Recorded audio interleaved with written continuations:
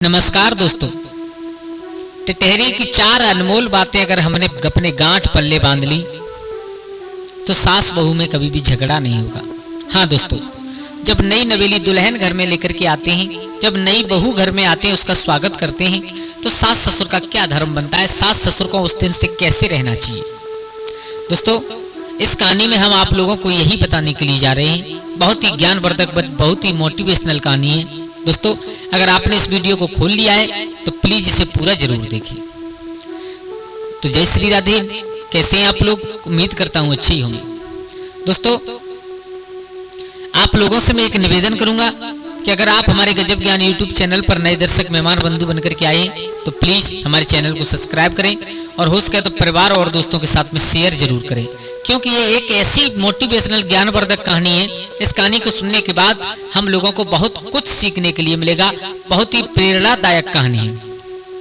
दोस्तों, अगर आप परिवार के साथ में शेयर करेंगे, अगर उन लोगों ने इसे सुना तो हो सकता है न जाने किनके दिमाग पर कौन सी बात असर कर जाए, शायद कुछ थोड़ा बहुत असर पड़ जाए। दोस्तों, इसलिए हम आपसे रिक्वेस्ट करते हैं और प्लीज वीडियो को पूरा जरूर देखें। दोस्तों, इस कहानी के अंत में टिटहरी और चार ऐसी अनमोल ज्ञानवर्धक बातें बताई गई कि सास ससुर को बहू घर में आ जाए तो सास ससुर को कैसे रहना चाहिए, किन किन बातों का हमेशा ध्यान रखना चाहिए। और जिन लोगों ने इन चार बातों का ध्यान रख लिया उनके घर में कभी कलह नहीं हो सकती। ध्यान रखना, बहुत ही अनमोल बातें चार। तो आ जाओ, आप लोगों का ज्यादा समय बर्बाद ना करते हुए, क्योंकि समय बहुत अनमोल हुआ करता है, कहानी प्रारंभ करते हैं। दोस्तों, किसी खेत में एक टिटहरी का जोड़ा रहा करता था। तो एक दिन किसी कारणवश और एक सियार ने उनमें से जो नर टिटहरा था उसको मार दिया। अब टिटहरी अकेली बची। आप लोग जानते हो कि चाहे जोड़ा किसी का भी हो, दोनों में प्यार बहुत होता है। टिटहरी अपने टिटहरा की याद में बैठी हुई है। चारों तरफ का कोई ध्यान नहीं है, क्या हो रहा है चारों तरफ, सिर्फ और सिर्फ याद आ रही है तो अपने उस साथी टिटहरा की। मेरे भैया, सुबह हुआ, टिटहरी तो उस टिटहरा की याद में बैठी है। उधर सुबह किसान अपने खेत पर गया तो उसने देखा कि टिटहरी बहुत सुस्त बैठी है और किसान धीरे धीरे उसके पास में पहुंच गया, लेकिन वो उड़ी नहीं। क्यों? क्योंकि उसका शरीर वहां पर बैठा हुआ था, उसका ध्यान तो कहीं अलग था। मेरे भैया, ऐसा होता है कभी कभी, जब इंसान के ऊपर दुख पड़ता है ना, तो शरीर कहीं अलग होता है, ध्यान कहीं अलग होता है, मन कहीं अलग होता है उसका, आदमी का। ऐसे ही वो टिटहरी, शरीर तो उस खेत में बैठा हुआ था लेकिन उसका ध्यान अपने टिटहरा में लगा हुआ था। टिटहरा को किसी सियार ने मार दिया था। मेरे भैया, उस किसान ने झुक करके उस टिटहरी को हाथ में पकड़ लिया। ध्यान देना सब लोग। टिटहरी को एकदम होश आया। टिटहरी ने अब सोचा, अब मैं भी जिंदा नहीं बचूंगी। तो उस टिटहरी ने विनय किया उस किसान से, भैया मैं तो वैसे भी दुख की मारी हूँ, आप मुझे क्यों परेशान कर रहे हो हैं? मारना है तो मुझे एकदम मार दो, अन्यथा धीरे धीरे करके मुझे मत मारना। एकदम किसान समझ गया। किसान बोला, तुम्हारे ऊपर क्या दुख है? बोले, मेरे ऊपर इतना बड़ा दुख है, मेरे ऊपर इतना बड़ा दुख है कि शायद भगवान किसी को ना दे। बोले, क्यों? बोले, इसलिए निर्दोष मेरे पति को, निर्दोष मेरे साथी को एक सियार ने मार दिया। मैं उसी की याद में बैठी हुई थी, आपने मुझे पकड़ लिया। मेरे भैया, किसान को थोड़ी सी रहम आया। तो किसान ने कहा, मैंने सुना है कि टिटहरी बहुत ज्ञानवर्धक बातें बताती हैं। क्या? बोले, हाँ। बोले, मैं बताती तो बहुत कुछ हूँ, लेकिन आज मैं कुछ नहीं बता सकती तुम्हें। बोले, क्यों?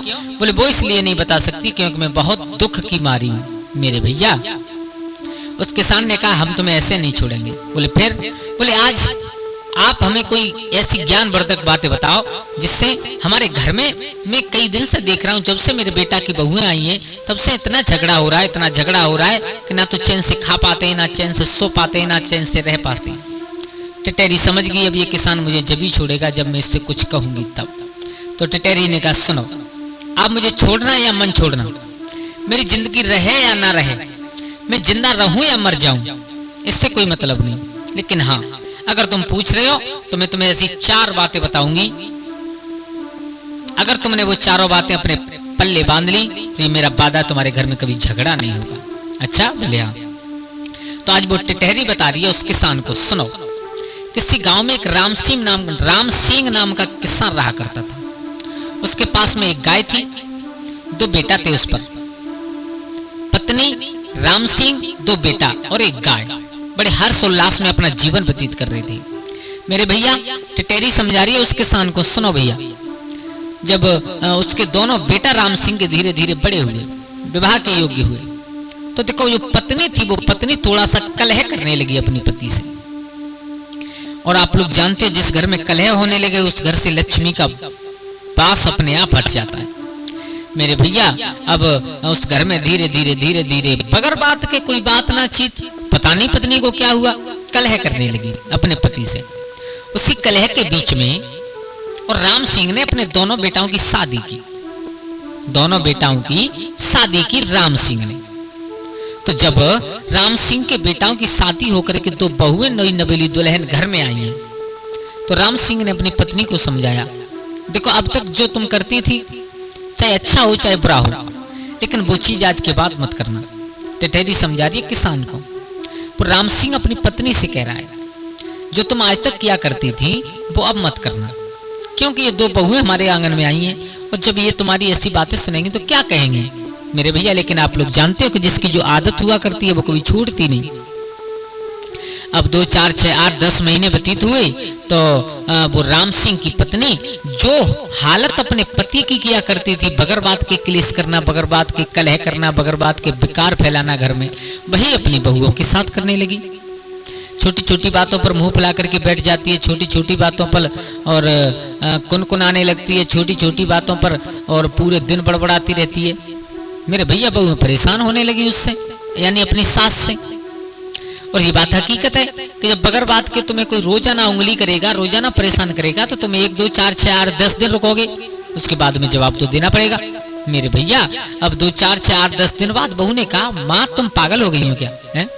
कोई बात हो तो तुम कहो तो अच्छी लगती है, लेकिन बगैर बात के तुम कलह करती हो घर में, बात क्या है, मतलब क्या है? मेरे भैया जब बहू की इतनी बात सुनी अब तो वो और ज्यादा आग बबूला, अपने पति से जाकर के उस राम सिंह से जाकर के कहा है, देखो ये बहू अभी 4 दिन हुए नहीं है घर में आए, जवाब देने लगी, ये हो गया वो हो गया। महाराज पूरा बवंडर बना करके तैयार कर दिया। अब तो उस घर में इतनी कलेश रहने लगी कि राम सिंह दुखी होकर के घर से निकल जाए, पूरे दिन खेत पर व्यतीत करे, शाम को जब लौट करके आए तो फिर वही कलेश खड़ी मिले।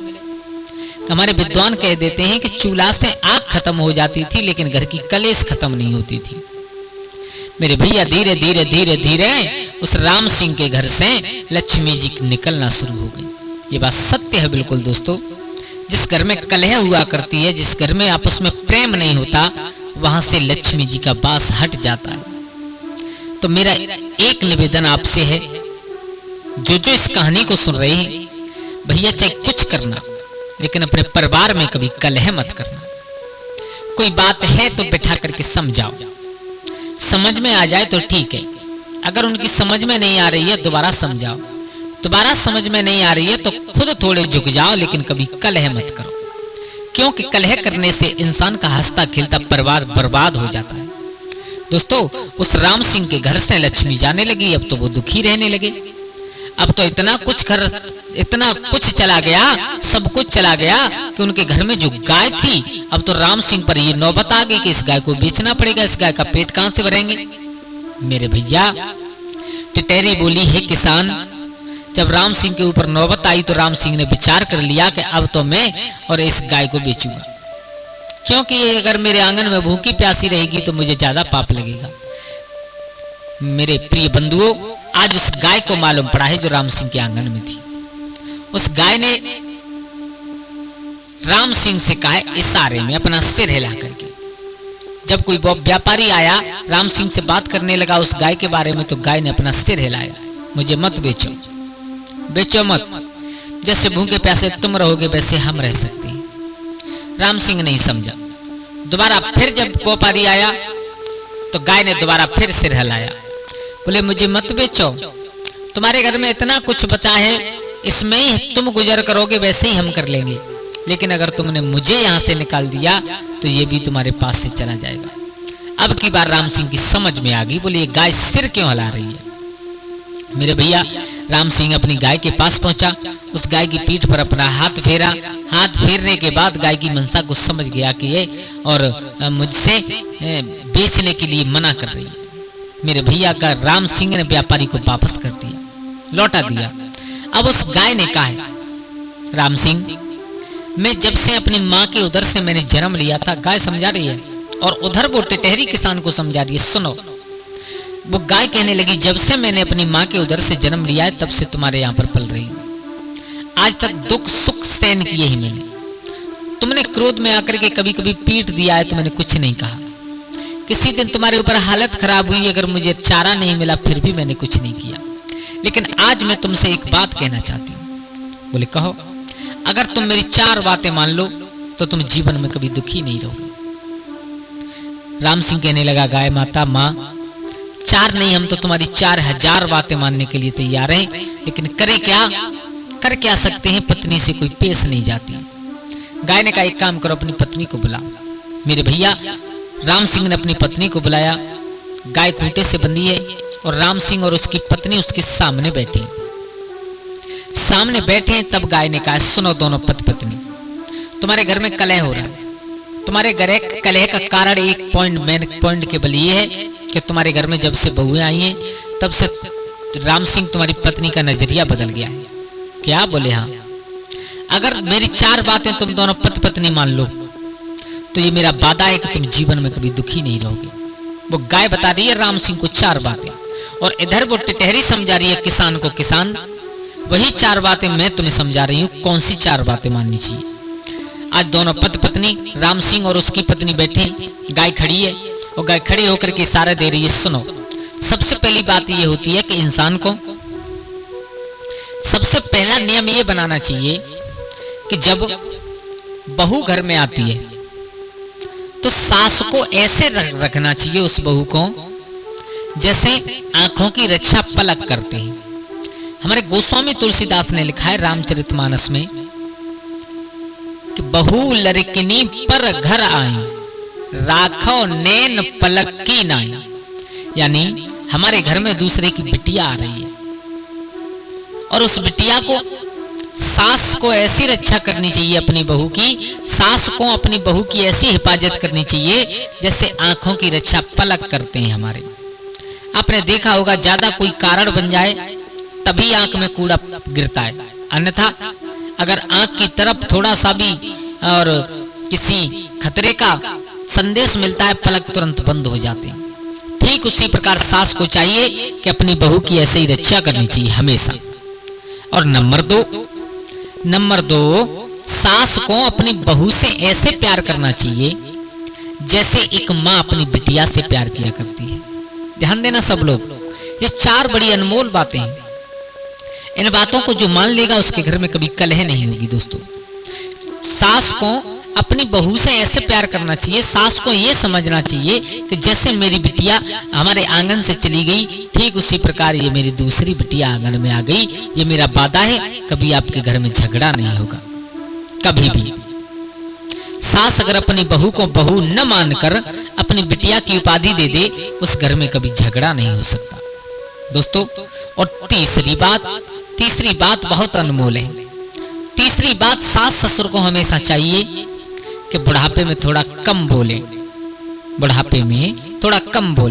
अगर सास ससुर चाहते हैं, माँ बाप चाहते हैं कि हमारी औलाद हमारी सेवा करे, तो थोड़ा कम बोलना चाहिए। क्यों?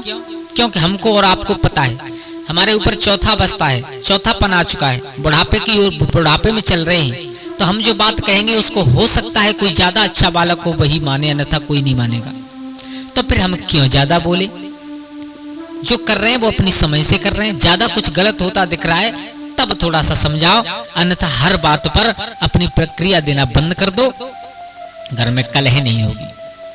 तीसरा, बुढ़ापे में इंसान को कम बोलना चाहिए, सास ससुर को बहू और बेटा के सामने थोड़ा कम बोलना चाहिए।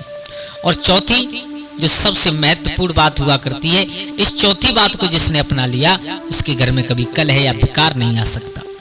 चौथी बात है, बुढ़ापे में अपनी इच्छाओं पर काबू रखना चाहिए इंसान को।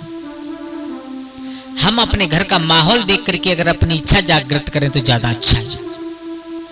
घर में एक बेटा एक बहू है, उसके 4 बच्चे हैं। वो बेटा 300 रुपए की मजदूरी करके आता है, अपने बच्चों का पालन कर रहा है, उसी में से आपको खिला रहा है। इसके बावजूद जो माँ बाप अपनी इच्छाओं को ज्यादा जाहिर करते हैं, अपनी इच्छाओं को ज्यादा उत्पन्न करते हैं, अपनी इच्छाओं को ज्यादा प्रकट करते हैं, उस घर में कुछ दिन बाद कलह शुरू हो जाती है। दोस्तों, इसलिए बुढ़ापे में सास ससुर को चाहिए, बुढ़ापे में माँ बाप को चाहिए कि कम से कम अपनी इच्छाओं को जागृत करें। ये 4 बातें जिन लोगों ने मान ली उनके घर में कभी कलह नहीं होगी। दोस्तों, कैसी लगी आप लोगों को हमारी ये कहानी, प्लीज कमेंट में जरूर बताएं। और अगर अच्छी लगी हो तो प्लीज हमारे चैनल को सब्सक्राइब करें, गजब ज्ञान यूट्यूब चैनल को सब्सक्राइब करें। आपका एक सब्सक्राइब हमारे लिए बहुत अहमियत रखता है। दोस्तों, आज के लिए बस इतना ही। कल फिर मिलते हैं किसी एक नई कहानी, एक नई चर्चा के साथ। तब तक के लिए सभी लोग आनंदित रहें, खुश रहें। जय श्री राधे, जय श्री राम।